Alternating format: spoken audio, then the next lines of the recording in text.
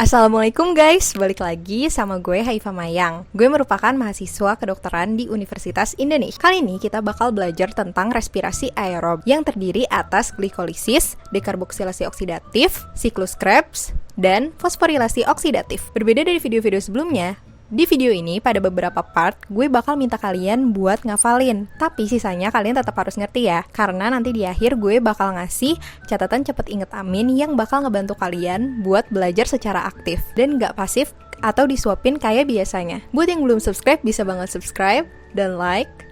Kalian juga bisa share video ini buat teman-teman kalian yang sedang membutuh pertolongan, atau mungkin ada teman-teman kalian yang terdampak pandemi dan gak bisa lagi ikut bimbel. Oke, without any further ado, let's get into it. Pernah nggak sih kalian mikir, kok bisa ya nasi berubah jadi energi? Gimana sih proses perubahannya?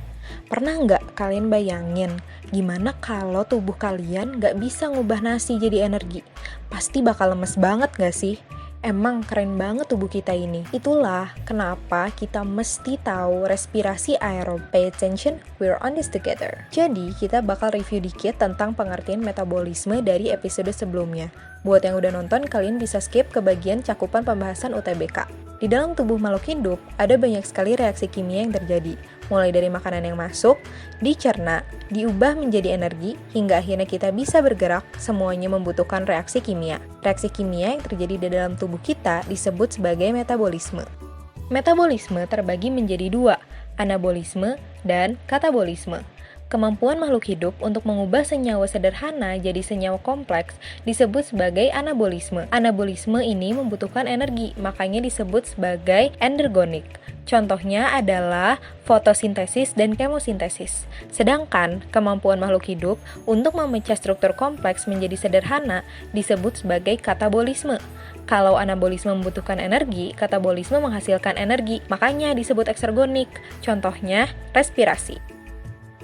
Bahan metabolisme untuk UTBK yang wajib diketahui adalah contoh dari katabolisme, yaitu respirasi aerob dan respirasi anaerob, serta salah satu contoh dari anabolisme, yaitu fotosintesis. Biar kalian tahu garis besarnya, respirasi aerob adalah reaksi kimia pembebas energi dari makanan dengan menggunakan oksigen. Sedangkan respirasi anaerob adalah reaksi kimia pembebasan energi dari makanan tanpa menggunakan oksigen. Dan fotosintesis merupakan penyusunan karbon dioksida dan air menjadi karbohidrat pada klorofil dengan bantuan energi matahari. Di video ini kita bakal fokusin ke respirasi aerob. Seperti yang tadi sudah dijelaskan, respirasi aerob adalah reaksi kimia pembebasan energi dari makanan dengan menggunakan oksigen. Siapa saja yang melakukan respirasi aerob? Jawabannya adalah hampir seluruh makhluk hidup. Siapa yang tidak? Sebagian monera. Jadi ingat saja siapa yang tidak melakukan respirasi aerob. Reaksi yang terjadi adalah 6 oksigen ditambah karbohidrat menjadi 6 karbon dioksida, 6 air, dan 36 ATP. Bagaimana proses tersebut bisa terjadi? Jadi, ada tahapan-tahapannya, gengs. Tapi, biar gampang, sebelum gue jelasin, gue bakal minta kalian buat hafalin list belanjaan emak kalian di Indomaret. Ingat warnanya juga ya. Dan, kalau bisa setiap kalian ke warung, atau Alfa, atau Indomaret, ingat belanjaan ini. Belanjaannya adalah glo, 2 asam, 2 aset, dan Nuvo 32. Kalian bisa pause video ini. Kalau misalnya udah hafal, kita lanjut. Sekarang, gue bakal minta kalian buat hafalin nomor telepon Ariana Grande. Sama warnanya juga ya guys. Ini dia nomor teleponnya. 226-224-3212. Kalian harus ingat nomor telepon ini selamanya. Bahkan bisa diulang-ulang setiap hari sampai kalian hafal kayak nomor telepon kalian sendiri. Udah? Oke, sekarang gue mau kalian hafalin salah satu gosip yang lagi hot banget di suatu sekolah di Bojonggede, yaitu Asan dan Asen cocok, Nafa cemburu Silakan hafalkan sama warnanya ya guys. Kalau bisa, setiap kalian mau ngegosip, kalian inget dulu gosip ini. Tapi kalau misalnya kalian ngerasa ini ribet, kalian bisa pakai mantra Aan, ANC, Nafce, Yang ini bukan kalimat, tapi entah kenapa selama ini gue pakai yang kedua. Silahkan hafalin salah satu ya. kalian bisa pause dulu dan lanjut lagi. Oke, kalau misalnya kalian udah hafal, selanjutnya gue yakin bakal gampang banget. Jadi, tahapan respirasi aerob itu ada 4. Yang pertama glikolisis, kedua dekarboksilasi oksidatif, yang ketiga siklus Krebs, dan yang terakhir adalah transport elektron atau fosforilasi oksidatif. Glikolisis terjadi di sitoplasma. Dekarboksilasi oksidatif terjadi di matriks mitokondria. Siklus Krebs terjadi di matriks mitokondria juga, dan transport elektron terjadi di krista mitokondria. Sekarang kita masukin belanjaan emak ke sini. Belanjaan yang pertama adalah glu, yang artinya glukosa. Ganti warna berarti udah beda tahap ya. 2 asam berarti 2 asam pirufat. Terus ada 2 aset berarti 2 asam asetat. NUVO berarti NADH dan FADH. 32 artinya NADH itu sama dengan 3 ATP dan FADH itu sama dengan 2 ATP. Hopla, ini adalah substrat yang akan diubah pada setiap tahap. Diubahnya jadi apa? Sekarang kita masukin nomor telepon Ariana Grande 226-224-3212. Beda warna, ganti tahap. Terus kita masukin mantranya. AAN untuk asam pirufat, ATP, dan NADH. ANC untuk asetil-CoA, NADH, dan karbon dioksida. NAFC untuk NADH, ATP, FADH, dan CO2. Terakhir untuk ATP dan H2O. Yang gosip juga sama, gak beda jauh, tinggal dimasukkan saja. ASAN untuk asam pirufat, ATP dan NADH, ASEN untuk asetil-CoA, NADH, cocok untuk CO2. NAFA untuk NADH, ATP dan FADH, dan untuk ATP juga air atau H2O. Sekarang kita lihat, hupla, kita udah tahu banyak nih sekarang. Kita udah tahu masing-masing produk akhir dari tiap reaksi. Terus cara baca tabel ini gimana? Jadi, tahap pertama, respirasi aerob adalah glikolisis yang terjadi di sitoplasma. Substrat yang akan diubah di tahap ini adalah glukosa. Dan produk yang dihasilkan adalah 2 asam pirufat, 2 ATP, dan 2 NADH. Tahap kedua adalah dekarboksilasi oksidatif. Di matriks mitokondria yang mengubah 2 asam pirufat yang tadi dihasilkan glikolisis menjadi 2 asetil-CoA, 2 NADH, dan 2 CO2. Tahap ketiga adalah siklus Krebs yang mengubah 2 asam asetat menjadi 6 NADH, 2 ATP, 2 FADH, dan 4 CO2. Tahap terakhir adalah fosforilasi oksidatif di krista mitokondria yang mengubah NADH dan FADH yang telah dihasilkan oleh siklus sebelumnya menjadi 32 ATP dan 12 H2O. Selalu ingat prinsip NUVO 32, di mana NADH sama dengan 3 ATP dan FADH sama dengan 2 ATP. Lah kak, itu kok duanya cuma 1 bukan 3? Ya itu sama maksudnya, 2 asam pirufat, 2 ATP, dan 2 NADH. Gue jadiin 1 biar gampang ngafalinnya, karena ini biasanya keluar di UTBK. Jadi selain ngerti, kalian benar-benar harus ingat ini di luar kepala. Atau misalnya di antara kalian ada yang kayak, kak aku maunya hafalin per tahap biar gak usah buat tabel. Misal glikolisis itu sitglu 2-aan, dan seterusnya. Ya udah, silakan aja, kalian juga bisa ngebuat jembatan keledai sendiri. Dan itu biasanya bakal lebih nempel. Cara buatnya gimana? Ya seunik mungkin aja, karena fun fact, otak kalian itu cinta banget sama yang unik-unik. Jadi dijamin bakal lebih lama ingetnya. Dan ini juga merupakan cara gue sendiri buat inget. Tadi sempat diungkit mengenai lokasi-lokasi setiap tahap. Tentu saja kita sudah tahu sitoplasma yang merupakan cairan yang berada di dalam sel, tempat terjadinya glikolisis. Seperti yang kita ketahui, di dalam sel terdapat mitokondria. Di dalam mitokondria terdapat membran yang berkelok-kelok. Ruangan yang dibentuk membran tersebut disebut matriks, tempat terjadinya dekarboksilasi oksidatif dan siklus Krebs. Sedangkan kelokan yang diciptakan membran tersebut disebut sebagai krista, tempat terjadinya fosforilasi oksidatif atau transport elektron. Oke, sekarang kita bakal bahas pertahapan ya. Yang pertama adalah glikolisis. Siklus yang tipikal anak SMA ngerasa kesiksa liatnya. Tapi jujur kalau kalian tahu cara ingetnya, bakal ngerasa ini gampang banget kok sebenarnya. Gue langsung jelasin aja garis besarnya. Kak, kok nggak bahas per reaksi sih? Karena percayalah, dengan cara ini kalian bakal ingat secara keseluruhan reaksinya. Karena seperti yang tadi gue udah jelasin, istilahnya itu baru, jadi kalian emang harus hafalin, mau nggak mau. Oke, pertama kita lihat substratnya. Kalian lihat panah-panah beruntun dari atas sampai bawah, itu jelasin perubahan substrat dari glukosa, diubah jadi glukosa 6-fosfat, diubah lagi jadi fruktosa 6-fosfat, terus diubah dan diubah sampai ujung di bawah jadi asam pirufat. Apanya gimana? Oke, meskipun suara gue jelek, terpaksa gue harus nyanyi karena so far ini cara paling gampang buat inget semuanya. Nada lagunya adalah nada lagu Doraemon ya guys. Glukosa 6-fosfat, fruktosa 6-fosfat, fruktosa 1,6 bifosfat, fosfogliseraldehid, bifosfogliserat, 3 fosfogliserat, 2 fosfogliserat, fosfoenol pirufat, asam pirufat. Oke. Sekarang kita udah tahu semua substrat dari awal sampai akhir. Kedua, kita lihat enzimnya. Ingatkan dari part sebelumnya, kalau setiap mengubah suatu substrat jadi substrat lain, kita selalu butuh enzim. Jadi, setiap perubahan substrat itu pasti ada enzimnya.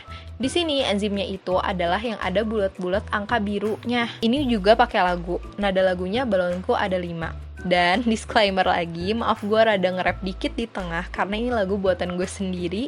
Cara gue buat ngafalin reaksi ini. Heksokinase fosfo, glukoisomerase, fosfofruktokinase, aldolase isomerase, triosa fosfat dehidrogenase, fosfogliserokinase, fosfogliseromutase, enolase piruvatkinase. Oke. Sekarang kita udah tahu enzim apa yang digunain dari awal sampai akhir. Ketiga, kita harus tahu apa itu dihidroksiaseton fosfat atau reaksi jembatan penyeberangan. Jadi, fruktosa 6-fosfat itu bakal berubah jadi dihidroksiaseton fosfat dan fosfogliseraldehid. Tapi, yang bisa ngelanjutin reaksi itu hanya fosfogliseraldehid. Itulah kenapa dihidroksiaseton fosfat itu bisa berubah. Bahkan mereka bisa saling bolak-balik berubah dengan cara menggunakan enzim isomerase. Next, kita harus tahu letak penyertaan ATP dalam reaksi ini. Jadi, fun fact-nya, ATP itu letaknya belang-belang. Yang pertama, skip 1 reaksi, sisanya skip 2 reaksi. Gak percaya? Lihat nih. Di reaksi nomor 1, lihat lagi buletannya, itu ada angkanya. Yang nomor 1 itu reaksi nomor 1. Oke? Yang merupakan perubahan dari glukosa jadi glukosa 6-fosfat itu menyertakan ATP. Jadi dia pakai ATP dirubah jadi ADP buat sumber energinya. Abis itu, di reaksi nomor 2, dia nggak pakai ATP. Tapi di reaksi nomor 3, dia pakai ATP lagi. Terus, kalau dilihat, di reaksi nomor 4, dia nggak pakai ATP. Reaksi nomor 5 nggak dihitung karena dia jembatan penyeberangan. Reaksi nomor 6, dia nggak pakai ATP. Tapi di reaksi nomor 7, disertakan lagi ATP. Bedanya, karena dia udah lewat jembatan penyeberangan, dia udah nggak pakai lagi ATP. Tapi dia malah ngasilin ATP. Lanjut ke reaksi nomor 8, nggak disertakan ATP, reaksi nomor 9 juga tidak disertakan ATP, tapi di reaksi nomor 10 dihasilkan ATP. Sekarang ngerti kan maksudnya skip 1 reaksi, sisanya skip 2 reaksi, karena yang pertama skip 1, terus skip 2 lagi, kayak gitu. Oke, sekarang kalian udah tahu letak ATP itu ada di mana.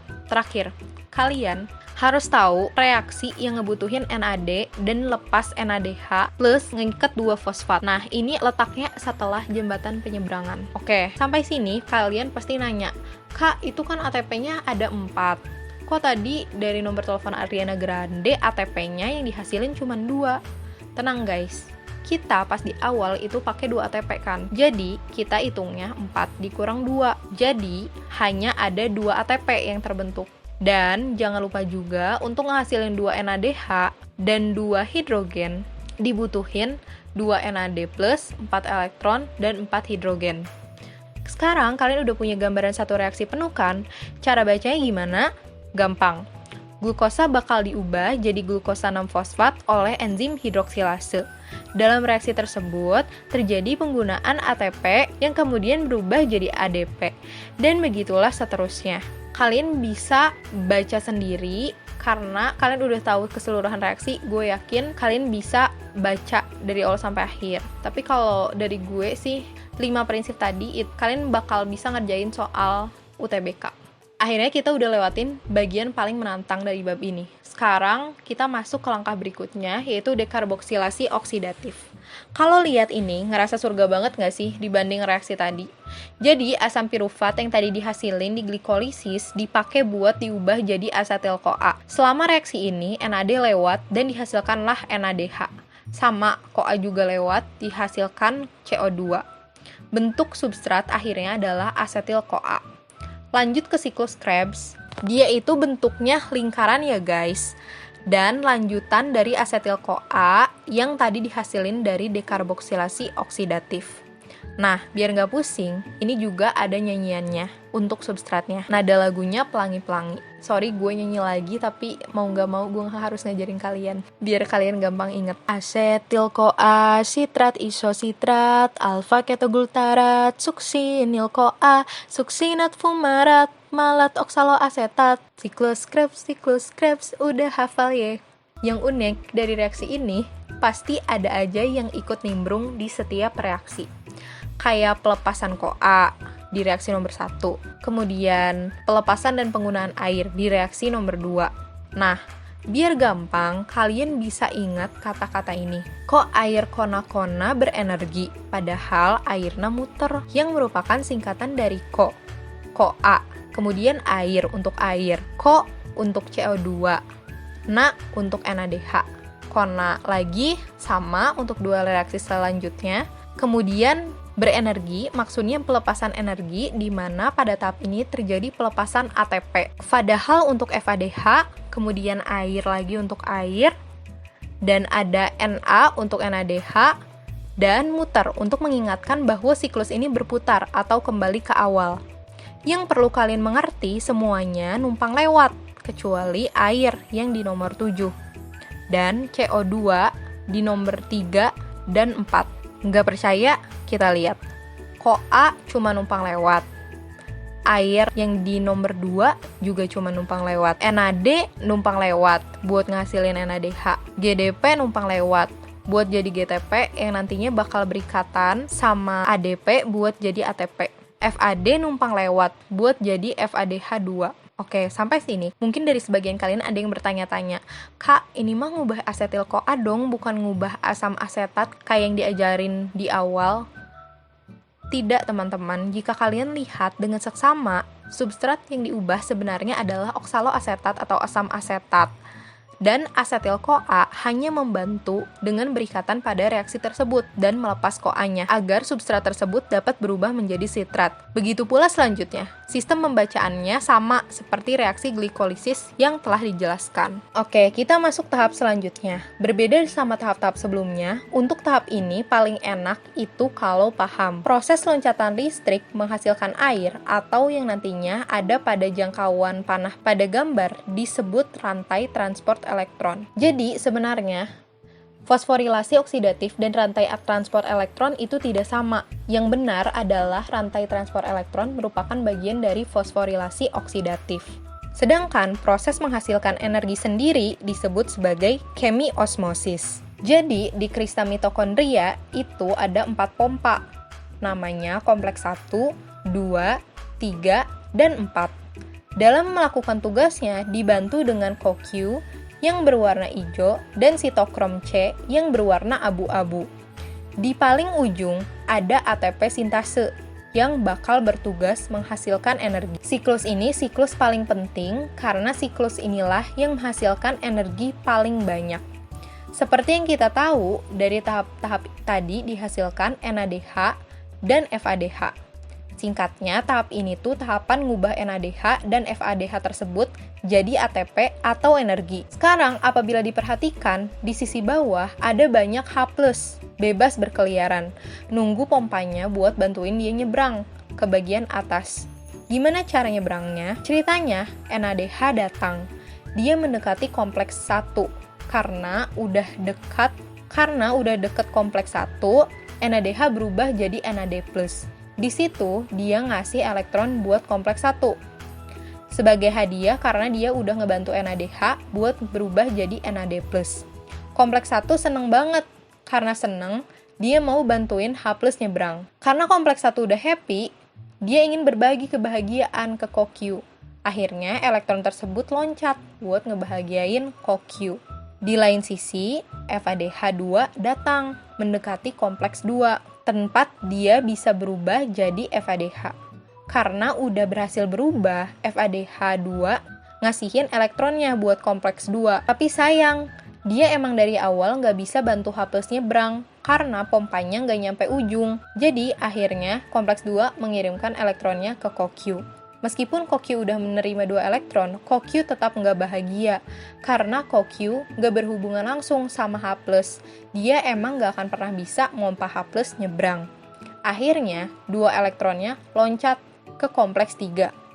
Kompleks 3 bahagia banget nerima 2 elektron. Dia tanpa basa-basi langsung mompa H+ nyebrang. Karena udah puas, elektronnya loncat lagi ke sitokrom C. Sitokrom C cuman bisa geleng-geleng terima elektron, karena sama kayak CoQ, dia nggak berhubungan langsung sama H+. Jadi, elektronnya loncat lagi ke kompleks 4. Kompleks 4 lagi-lagi senang banget, sama kayak kompleks 3. Dia langsung bantu H+ nyebrang. Tapi ada satu masalah, elektronnya udah nggak bisa loncat lagi kemana-mana, karena kompleks 4 adalah kompleks terakhir. Akhirnya, elektron tersebut keluar dari kompleks 4 menjadi molekul air. Karena H+ udah banyak yang nyebrang, H+ di bagian atas jadi terlalu banyak.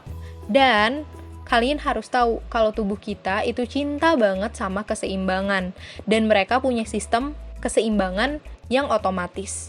Jadi, ATP sintase memompa kembali H+ ke sisi bawah. Tapi, di ujung ATP sintase udah ada ADP yang nungguin ternyata, yang langsung ikat H+ biar bisa berubah jadi ATP. Begitulah cara bagaimana setiap siklus fosforilasi oksidatif menghasilkan ATP. Apabila dihitung, pada sebelum transport elektron atau fosforilasi oksidatif, terdapat 10 NADH dan 2 FADH2. Kita selalu ingat belanjaan emak Nuvo 32. Jadi, 1 NADH sama dengan 3 ATP dan 1 FADH2 sama dengan 2 ATP. Dan keduanya dapat menghasilkan 1 H2O. Maka NADH menghasilkan 30 ATP dan FADH2 menghasilkan 4 ATP. Total ATP yang dihasilkan adalah 34. Untuk H2O, dari NADH dan FADH2 didapatkan 12 H2O. Apakah benar? Jawabannya adalah salah. Seperti yang kita ingat, 4 digit terakhir nomor telepon Ariana Grande adalah 3212, bukan 3412. Jadi ternyata proses memasukkan elektron di rantai transfer elektron membutuhkan 2 ATP, sehingga ATP yang telah didapatkan dikurangi 2, dan ATP total dari fosforilasi oksidatif adalah 32. Sedangkan hasil akhir dari seluruh siklus apabila dijumlahkan akan dihasilkan reaksi yang sempat dijelaskan di awal. Sampailah kita di catatan cepat ingat amin yang isinya kata kunci aja supaya kalian bisa belajar aktif biar lebih lama diingetan. Gak disuapin kayak belajar biasanya karena cara belajar tersebut adalah cara yang pasif. Kalau misalnya ada salah, kalian bisa komen ya, nanti aku pin karena aku tetaplah manusia yang gak luput dari kesalahan. Semoga kalian lulus UTBK di jurusan yang diinginkan one shot ya. Amin. Jangan lupa santuy. Bye. Keep ambis dan